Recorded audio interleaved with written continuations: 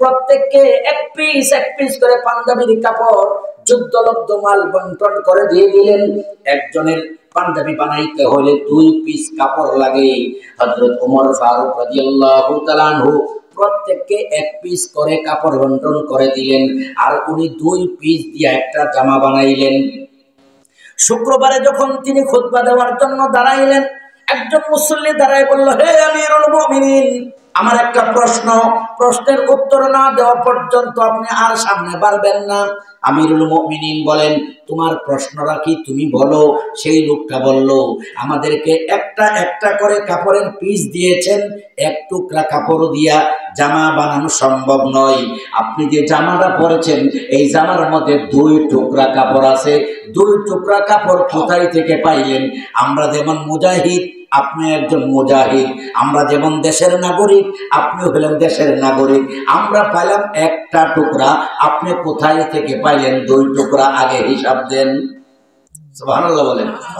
আমিরুল মুমিনিন বলেন, হে মুসল্লি ভাই, সুন্দর প্রশ্ন করেছ, তোমার প্রশ্নের উত্তর আমি দেব না। আমার ছেলে আছে আব্দুল্লাহ তোমার প্রশ্নের উত্তর দিয়ে দিবে। আব্দুল্লাহ, তুমি দাঁড়াও, 2 টুকরা কাপড় কোথায় থেকে আমি পাইয়া আমি জামাটা বানাইলাম? এই সাহাবীর মনে মনে ধারণা হলো, 1 টুকরা কাপড় আমার, আরেক টুকরা কাপড় আমি চুরি কইরা, দুর্নীতি কইরা আমি জামাটা বানাইলাম। সঠিক উত্তরটা তুমি দিয়ে দাও। আব্দুল্লাহ দাঁড়ায় বলেন, হে মুসল্লি ভাই শোনো, আমিও তোমাদের সাথে একজন মুজাহিদ যোদ্ধা ছিলাম। আমার বন্টনে 1টা, আর আমার আব্বার বন্টনে 1টা।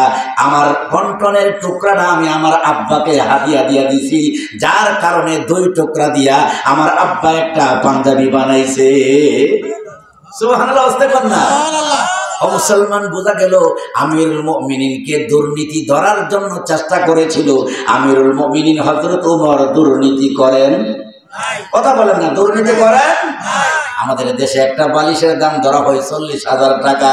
আর একটু জোরে বলেন ঠিক কি ঠিক না? ওরে মুসলমান, এই জন্য কোরআন যখন মানুষের অন্তরে থাকবে, দেশ পরিচালকদের অন্তরে থাকবে, পরকালে আল্লাহর আদালতে আমার হিসাব নিকাশ দিতে হবে, এই ভয় যদি কোনো দেশ পরিচালকদের অন্তরে থাকে, সে কোনোদিন দুর্নীতি করতে পারে না। কথা বলেন ঠিক কিনা? আমার বন্ধু, এই জন্য আল্লাহ কোরআন অবতীর্ণ করেছেন পৃথিবীর মানুষের শান্তির জন্য না অশান্তির জন্য? আরেকটু জোরে বলেন না, শান্তির জন্য না অশান্তির জন্য? আমার বন্ধুগণ, এই জন্য আমরা মুখে মুখে বলি সৎ লোকের শাসন চাই। কথা কোন কই কি কয় না? আল্লাহর আইন চাই, সৎ লোকের শাসন চাই। সৎ লোক যতদিন পর্যন্ত